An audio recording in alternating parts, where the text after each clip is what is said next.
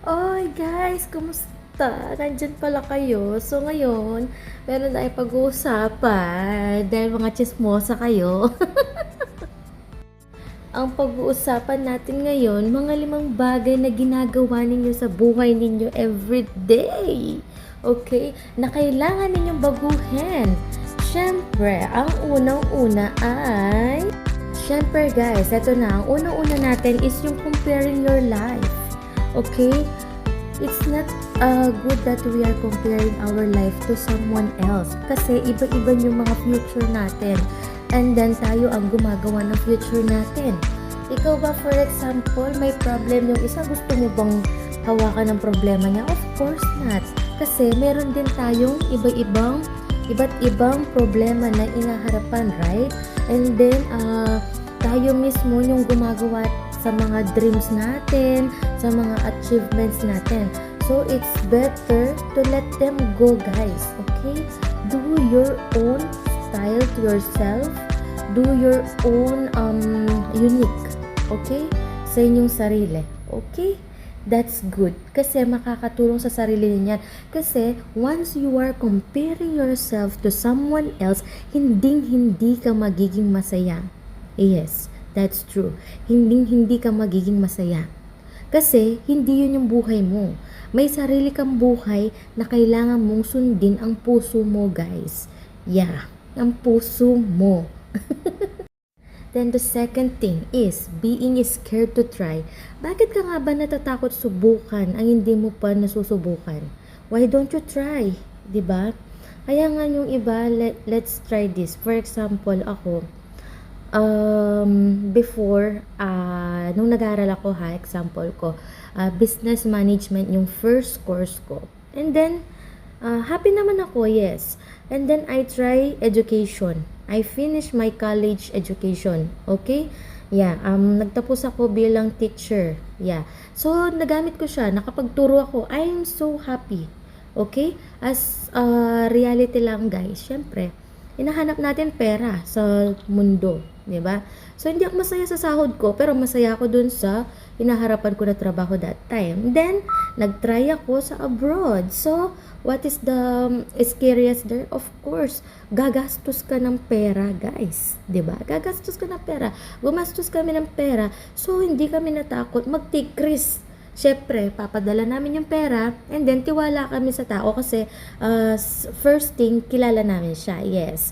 Okay, sister siya ng partner ko. And then, ano lang doon, yung point na kung makakapas ba ako sa immigration. Kung makakapas ba ako from other country kasi, 'di ba, nagpunta muna ako ng other country and then pumunta ako dito sa Dubai. Ngayon, nasa Dubai na ako. So, what is the problem na nag-try ka? 'Di ba? Okay, and then the third thing is, don't spend before you earn. Ano yung ibig sabihin nun? Huwag ka munang gumastos bago ka kumita. Ginagawa natin to, guys. Sakit na ng bibig ko. Pangatlo pa lang tayo, guys. Itutuloy ko pa ba? Ayan. Ang ibig sabihin, for example, sasahod tayo ng end of the month, guys. And then, may naisipan ka, sasahod naman ako ng end of the month. So, may pera ako that time. Bibili ako ng ganito, ganito, ganito. That's wrong. Yes, that's wrong, but I'm doing also that one. Ginagawa ko rin yan, guys. Lalo na kapag tempt na talaga ako. Lalo na kapag bibili ako ng gamit, 'di ba, guys? 'Yun. Pero mali 'yun, guys. Yes. Much better kitain mo muna ang sahod mo, guys. Or nung kinikita mo sa sa business mo, and then doon ka mag-isip kung kailangan mo pa siyang bilhin. 'Di ba? Ang hirap din parang naka-brace, guys. Naiipit niyo lapi ko. Sana all naipit, no? And then the fourth thing, this one is very important for our health also, is sleeping late. Anong makukuha mong sakit kapag nag-sleep late ka? Heart failure, that's true. Irregular heartbeat, high blood pressure, stroke, diabetes. Once you get the diabetes, everything, you will get all the diseases. Kasi kapag nakakuha ka na ng diabetes, it's sobrang diabetes, lahat na ng system mo sa loob sisirain niya hanggang sa madialysis ka, hanggang doon na lang ang buhay mo, guys. Kaya please, please, please, makinig kayo, guys, ha? Then, finally, the last one, fifth, okay, being late. Kapag late tayo, guys, syempre natataranta tayo, 'di ba? Yung parang hindi mo na magagawa ng tama lahat ng gagawin mo. Start ka pa lang ng morning.